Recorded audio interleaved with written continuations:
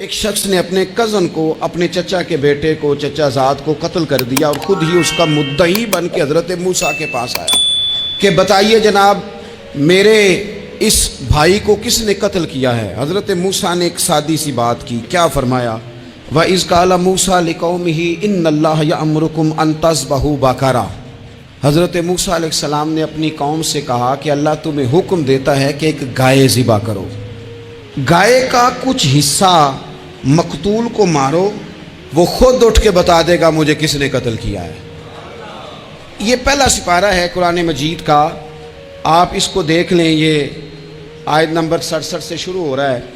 تو اب وہ چونکہ ذبح کرنا نہیں چاہ رہا تھا، اس کو پتا تھا کہ مجرم تو میں خود ہوں، وہ ذبح چونکہ کرنا نہیں چاہ رہا تھا تو اس سے کہا کہ مارو ایک حصہ گائے کا، اس کو تو یہ اٹھ کے بتا دے گا۔ تو اس نے جواب کیا دیا؟ قالوا اتتخذون ہزوا، یعنی لگا آپ میرے ساتھ مذاق کرتے ہیں، کبھی ایسا بھی ہوا ہے؟ قال اعوذ باللہ ان اکون من الجاہلین، حضرت موسیٰ علیہ السلام فرمانے لگے میں اللہ کی پناہ مانگتا ہوں میں جاہلوں میں سے ہو جاؤں۔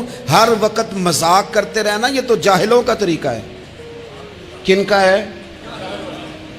حضرت موسیٰ نے کہا ہے، قرآن پاک ہے، ہر وقت مذاق کرتے رہنا۔ خوش طبعی اور چیز ہے، مسکراتے رہنا، لیکن کسی کا مذاق ہر وقت اڑاتے رہنا کن کا طریقہ ہے؟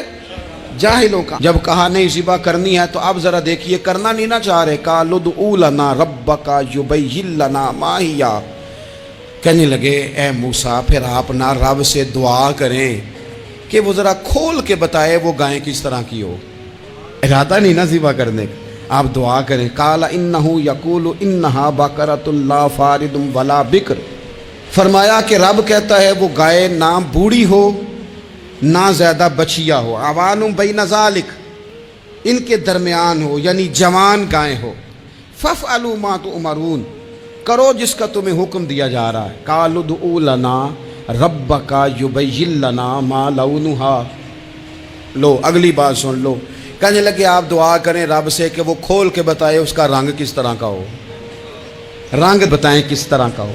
قال انہ یقول انہا بقرۃ صفراء، فرمایا رب فرماتا ہے کہ صفراء رنگ کی ہو، یعنی گہرے زرد رنگ کی ہو۔ کہ رب فرماتا ہے اس طرح کی گائے ذبح کرو۔ فاقع لونھا تسر الناظرین، اور جب کوئی اسے دیکھے تو اسے اچھا بھی لگے، آنکھوں کو اچھی لگے وہ گائے، اس طرح کی گائیں ذبح کرو۔ لو اتنی باتیں بتا دی۔ قالوا ادع لنا ربک یبین لنا ما ہی، کہنے لگے نہیں آپ پھر دعا کریں اللہ ذرا کھول کے بتائے گائیں کس طرح کی ہو۔ ان البقرہ تشابہ علینا، ہمیں ذرا گائیں پر شبہ پڑ گیا ہے کس طرح کی ذبح کرنی چاہیے۔ وَإِنَّا انشاءاللہ لمہتدون، اگر اللہ نے چاہا تو ضرور ہم ہدایت پا جائیں گے۔ پھر اللہ تعالیٰ نے فرمایا کہ قال انہ یقول انہا بقرۃ لا ذلول تثیر الارض، گائیں اس طرح کی ہو کہ وہ کبھی کھیتی میں نہ چلائی گئی ہو، یعنی اس کو کبھی کام نہ اس سے لیا گیا ہو۔ بیل کو لوگ لگاتے تھے نا، جو کام آج ٹریکٹر سے لیا جاتا ہے وہ گائے بیل سے لیا جاتا تھا، تو وہ کھیتی باڑی کے کام نہ اس کو لگایا گیا ہو۔ ولا تسقی الحرث، اور نہ اس سے پانی نکالا گیا ہو، نہ کھیت چلانے ہل چلانے میں لگائی گئی ہو، اور وہ جو کنواں ہوتا تھا جس کے گرد گائیں گھومتی تھی، تو کہا وہ بھی کام اس نے نہ کیا ہو گائے نے۔ مسلمۃ لا شیۃ فیہا، وہ ہر عیب سے پاک ہونی چاہیے۔ قالوا الآن جئت بالحق،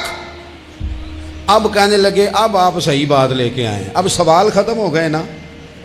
کہنے لگے اب آپ بات فذبحوہا، انہوں نے ذبح کر دی۔ وما کادوا یفعلون، پر ایسا کرتے نظر آتے، لگتا نہیں تھا کریں گے ذبح پر ذبح۔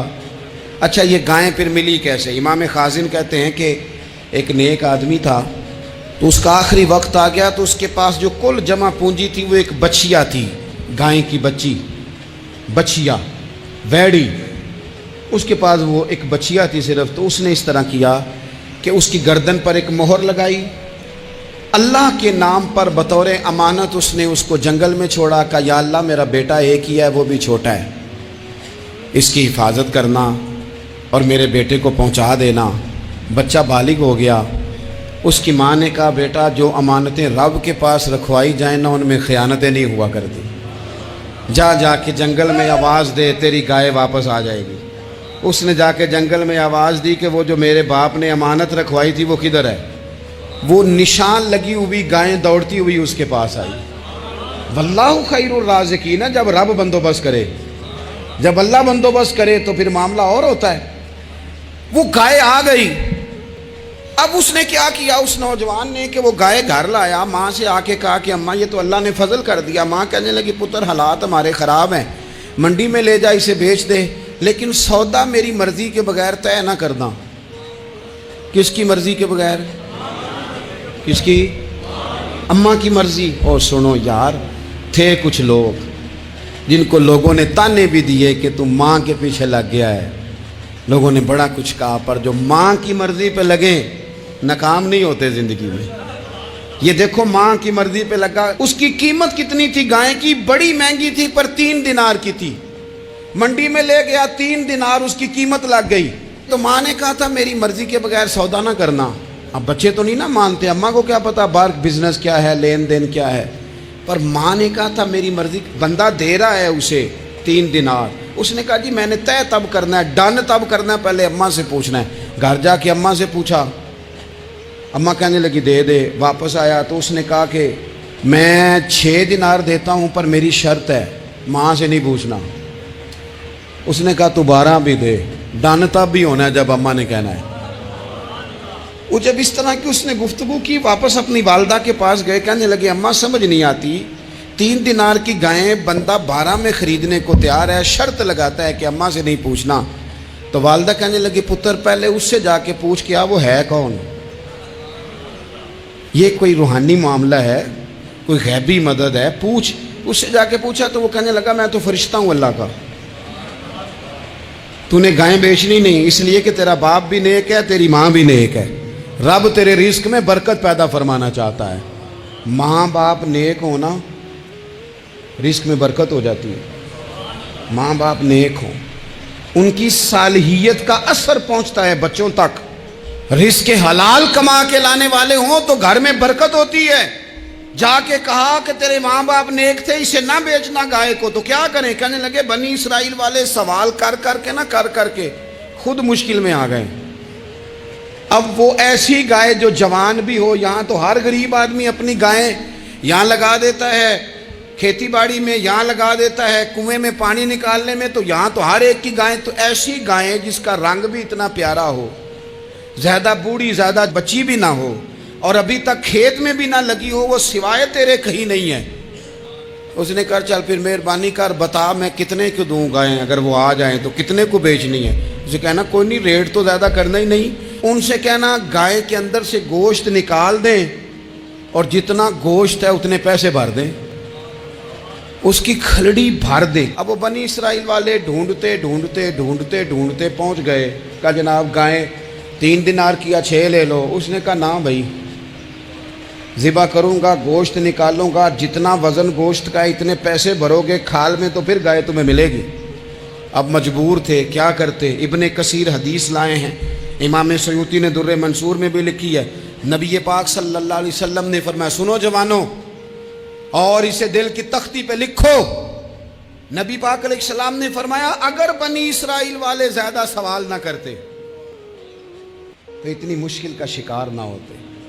انہوں نے سوال اتنے کیے کہ چارہ نہیں ہے اب ان کے لیے، چارہ نہیں ہے اب ان کے لیے کہ یہ ادھر ادھر جا سکے. مجبوری بن گئی، یہی گائے خریدنی ہے، یہی لے جانی ہے.